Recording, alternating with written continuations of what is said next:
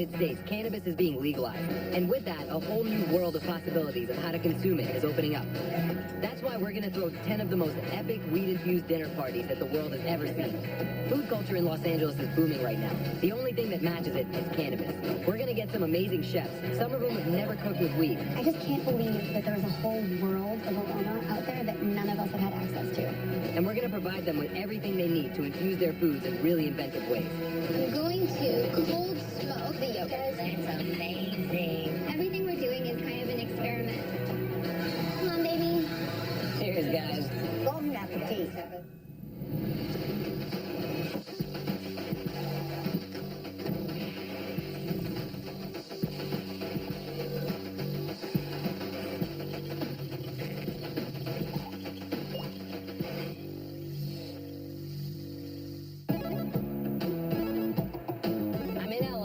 And this is the house where this edible cannabis journey is going to take place. To help our chefs better understand how to incorporate cannabis into their cooking, we have Vanessa from Marigold Sweets, our culinary expert. I don't get baked and then bake. I bake and then get baked. And Rye Pritchard, a cannabis infusion specialist. This is a concentrate that's then been distilled, so this is great to put into edibles. And me, a guy who loves to throw parties where people can smoke and eat to their heart's delight. So for the last couple days, Rye's been setting up a weed pantry that's going to contain all the different types of cannabis products that our chefs are going to need to infuse all these different dishes.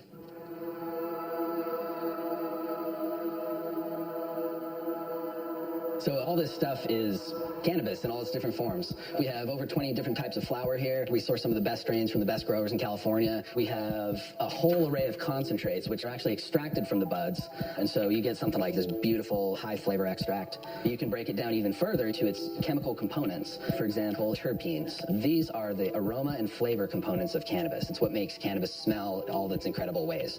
You can use this to add flavor and aroma to dishes. This right here is CBD crystal. We also have THC. This is what's called distillate. It's odorless and flavorless. The oil form of this makes it very easy to drop into things because there's nothing to dissolve. This is a very versatile product, and this is what most edibles on the market are starting to be made with. Amazing.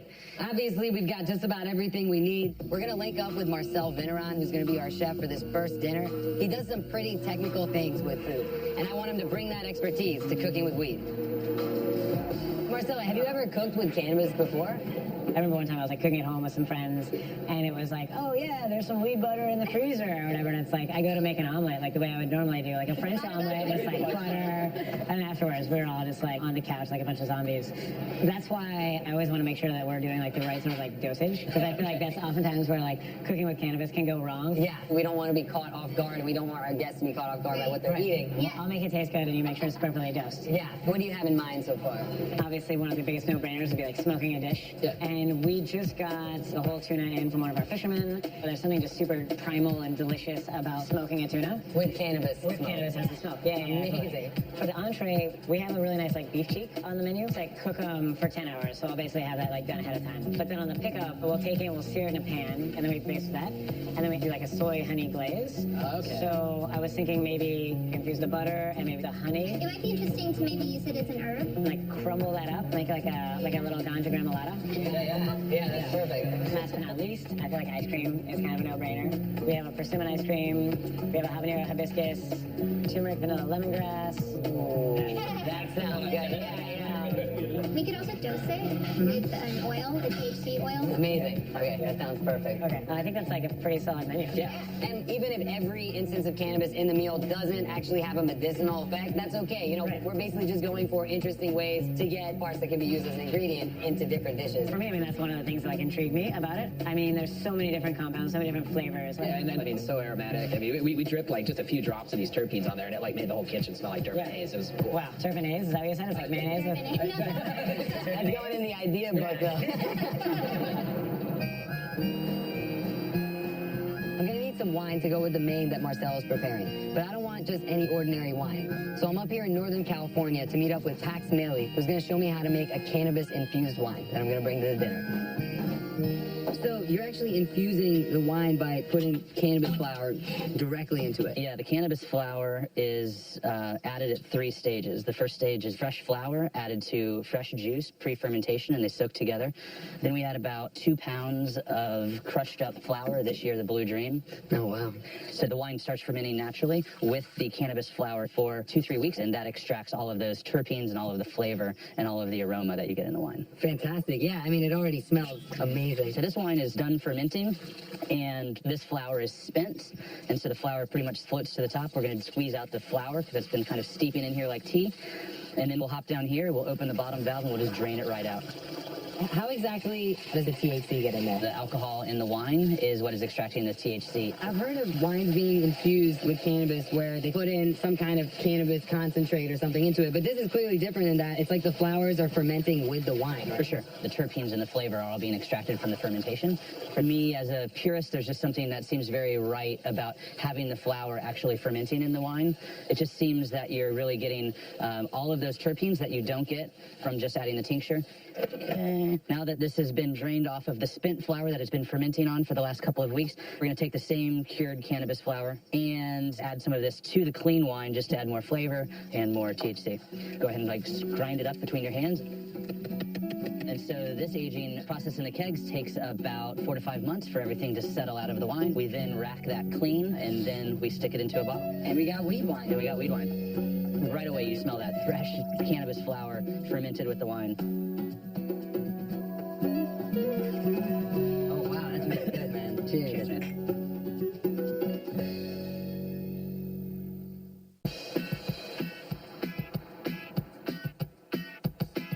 So you've met Ryan, Vanessa, of course. What's up? And this right here is our cannabis pantry.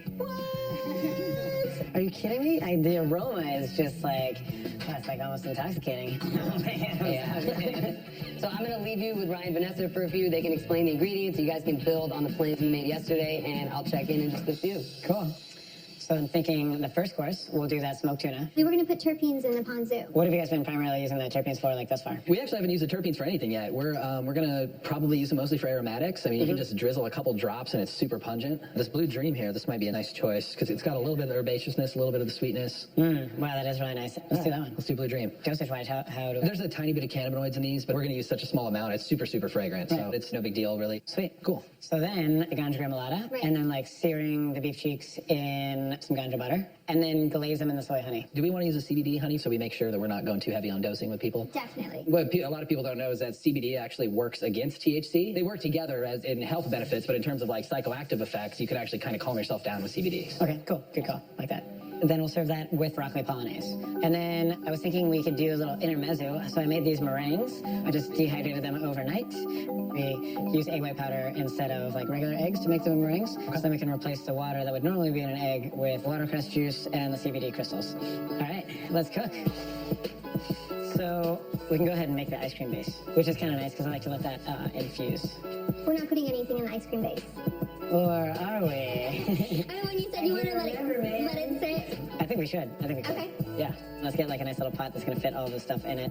Everything's weighed out to the gram. Very, very precise. So basically we'll put all these guys in the lemongrass in a pot. Okay. We'll start warming them up. And then these guys will infuse towards the end. And infusing like a nice deep, rich flavor. I'm going to work on this tuna real fast.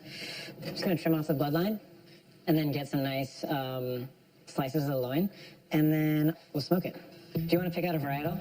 I'm thinking something that makes a nice aromatic smoke. I always think haze when I think of aromatic smoke. We have a J1 here that smells really great. Do you want to pack a bowl on that smoking gun? Packing bowls is what I do best. I am trying not to burn my hands on this very spicy habanero. And then we're going to put that into the ice cream base. Let's start with half. Okay. Just drop it? Yeah, just drop it in there. Right? All right. Yeah, we can kick this guy up. So that's the cream. It's coconut water, coconut milk. You put the sugar in there? Yep. Yep, and lemongrass and a habanero. And so it's a non-dairy ice cream, is that right? Until I add the dry milk powder. The secret to ice cream is like less fat, more protein. And it gives you a much better like mouthfeel, flavor release. When you taste it, your palate isn't covered with fat. Right. It's just like super clean. And then you have that nice sort of like toffee-like consistency when you freeze it.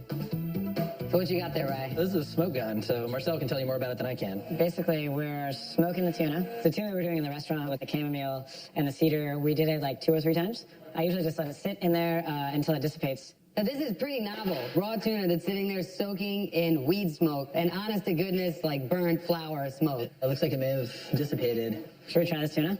Oh, And then we're going to put the terpenes. In the ponzu, yeah. Oh, I'm gonna drip like one terpene on my. Oh man, that is incredible. It's like smoky with that like kind of sweet flavor. It definitely smells like smoky weed. Oh, yeah. Oh, man. Is that great? That's the thing. Yeah, I it's cool. feel like totally, I just ate like a ganja jungle. yeah, totally Like- turned to left field. All right. Let's do this.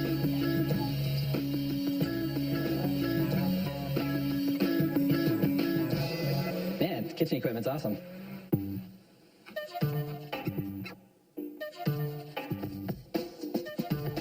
This is THC distillate. That's probably a 0.3 or so. Oh, look at that. So I'm just gonna get that to melt off there. Yep. So we're good. This is going to be the base for our liquid nitrogen ice cream. Marcel, we're going to juice these? Yep. So working? I don't know. The guests are about to arrive, right? Come on, baby. So are they just like juiceless? I think there's not enough water. Should we just jam like a lot in at once? Jam it. No, here it is, yes! Oh, juice. That's juice. We just need to stick a lot of leaves in there. I think we have like a big... Yeah, sack of weed leaves. Oh, yeah, I gotta get here. This seems like too much. Okay, take the stick too. This is one of the bucket list. Oh, my God. Juice and weed leaves. Marcel, this is your juice. That whole Oh bag. la la. Did you guys taste it? Is it delicious? You want to try Oh something? yeah, I want to I try ate some. some of the crumble. Oh, wow. It's got a super bitter, like green, like But it's flavor. astringent, no? Yeah, that's what I want out of like Like greens, pushes. you know? Yeah, yeah. But we can sweeten it up a little bit. Okay. Yeah, let's do the CBD honey.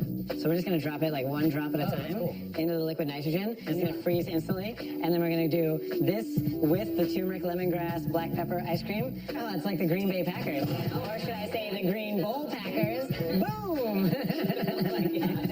That was actually my ultimate Frisbee team in high school. All right, I'm gonna go get more stone.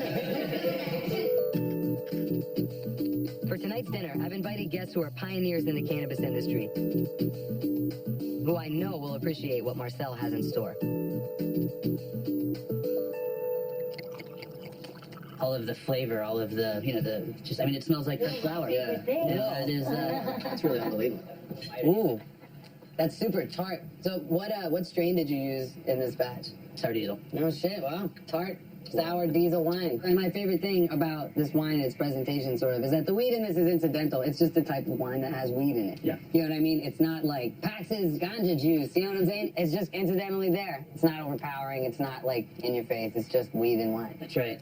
And so this is a rosé, so the idea is this is served cold and it's fresh, and you're drinking it on your way to the beach, Incredible. watching the sunset. Pax, thanks for bringing your weed wine. This shit is amazing, and we're in for a really, really interesting dinner tonight. We're gonna get really stoned. We're gonna get really stoned. Cheers, guys. Cheers. Cheers. Cheers.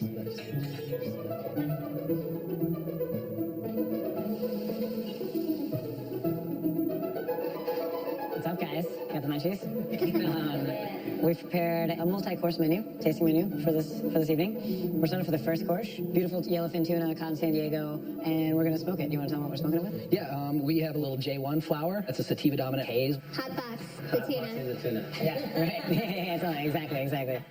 And then we do like a citrus ponzu, right? Yep, then we're gonna drip some of these Blue Dream terpenes onto the tuna. I can tell you, after extracting cannabis terpenes from like 50 different cultivars, I've never seen that.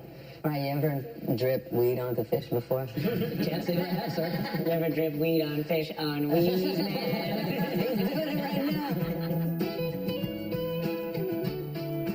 And right, how about like dosage? This first course is all CBD and terpenes, so this one will not have any real strong menthol effect. Once we get through the whole meal, it's actually a pretty good balance of THC and CBD, so no one's gonna get super rocked off that. But the dabs we're gonna take from these pipes, those are gonna f you up. Bong appetit, guys. Yeah. Bong appetit, Marcel. Thank you so much. Wow. And you can totally taste like the smoky cannabis flavor in there. It's really, really pleasant. Yeah. You taste the Blue Dream as well. Exactly, the terpene. Oh yeah, and the sauce. Really potent. Yeah. Has anyone ever had anything like this before? Yeah. No? No, this is really unique. The sweetness and the bitterness, and they bounce off each other, is really nice. You know, using cannabis flavors is incredible. I mean, an amazingly balanced dish, not only in flavor, but in kind of my kind of roller coaster, you know, high of the moment.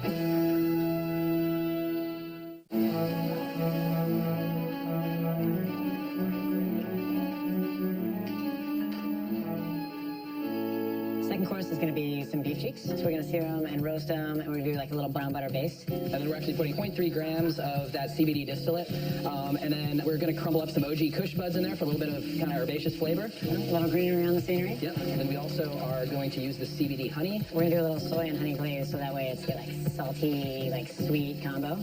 So what's special about the cheek portion of the cow?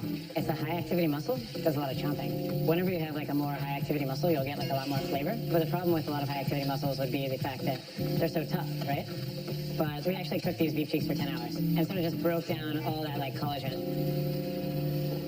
This is the broccoli polonaise. Super classic, old school French escoffier with a little bit of reinterpretation. I'm sprinkling some of Tony's THCA crystal on here. I like Cam and Kush.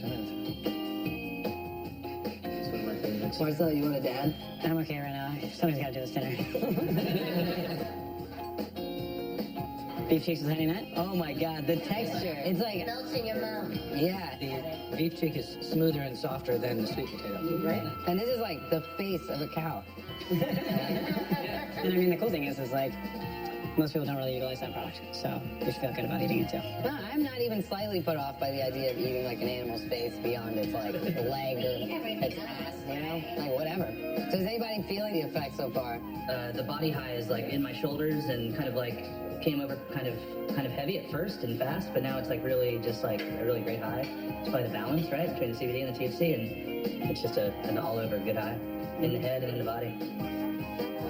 Now that everyone's done with their main, I thought we could have a little palate cleanser, and we've got some Baroni rosin here. It's super lemon haze, and what we want to do is just take a little low temperature dab just to get the flavor. Palate change, so we'll do that. Yeah, that super lemon haze is really good. Oh wow, that's exceptional, man. Very, very tasty. So we call this dragon's breath. These are little meringues made with CBD crystals, watercress, and kale. Just freeze it for a couple seconds in liquid nitrogen. Take it down to those sub-zero temperatures. And then when you consume it, don't forget to open your mouth. You know, exhale. Out of your nose is kind of a fun way to do it. Two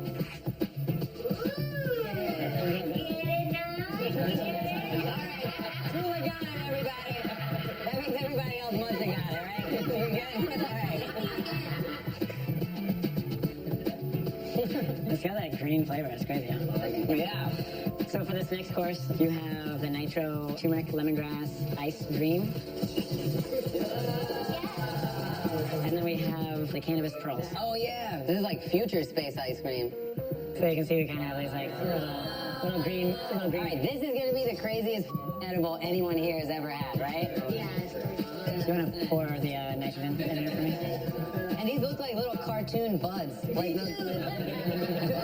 It's like Thai curry. This is insane, man. It's taking me a minute to process everything. It reminds me of the like old school tradition in India. If you go back in the villages, they're making this drink with the turmeric, black pepper, the ganja. They call it shardai. That's so cool. This is like the calibrated. We should take it back there. Yeah. Oh no. Yeah. Don't be tripping. Right? It's bomb. So, Marcel, thank you so much for this incredible experience, and Vanessa and Rye for lending your expertise. This was an exceptional start to something that we set out to do on this show. Right now is a really special time in history, right? Cannabis is going from being illegal to being legal. I mean, how lucky are we that we get to live at a time when we're experiencing an awakening? For me, it's so cool because like it's like you guys gave me like a whole new pantry. It's pretty cool to get so many new flavors and like aromas to play with. And on this show, what our specific goal is to push the limits of edible cannabis, to infuse foods in ways that no one has ever done before, but perhaps one day people will look back and say, this was the first place that happened. I don't know how we're gonna top this because we have a lot more dinners to do. Good shit, thank you, my dude. Bong Appetit. Bong Appetit.